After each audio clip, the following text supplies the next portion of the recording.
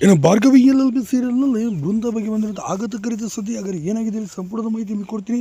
ಅದಕ್ಕೆ ನಮ್ಮ channel subscribe ಮಾಡಿ ಸ್ನೇಹಿತರೆ. ಹೌದು, ಬೃಂದ ಬಗ್ಗೆ ಬಂದಂಥ ಅತಿ ದೊಡ್ಡ ನೋವಿನ ಸುದ್ದಿ ಅಂತ ಕೂಡ ಹೇಳ್ಬೋದು.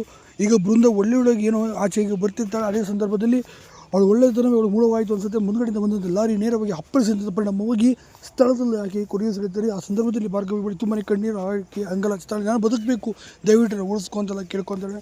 ನಾನು ಮಾಡಿದಂಥ ಪಾಪಕ್ಕೆ, ಹಾಗೆ ನಿನಗೆ ಮಾಡಿದಂಥ ದ್ರೋಹಕ್ಕೆ, ನಿನ್ನ ಮೇಲೆ ನಾನು ಮಾಡಿದಂಥ ದ್ವೇಷದಿಂದಾಗಿ ಇವತ್ತು ನನಗೆ ಈ ಸ್ಥಿತಿ ಬಂದಿದೆ ಅಂತೇಳಿ ತುಂಬಾ ಹೇಳಿಕೊಂಡು ಕಣ್ಣೀರು ಹಾಕುತ್ತಾಳೆ ಬೃಂದ. ಆದರೆ ಅಲ್ಲಿಗೆ ಕಾಲ ಮಿಂಚಿ ಹೋಗ್ಬಿಡುತ್ತೆ. ಅಷ್ಟರಲ್ಲಿ ಆಕೆ ಕೊನೆಯ ಹಿಡ್ಕೊಂಡು ಎಳೀತಾಳೆ ಎಂಬ ಮಾಹಿತಿ ಬರುವಂಥದ್ದು.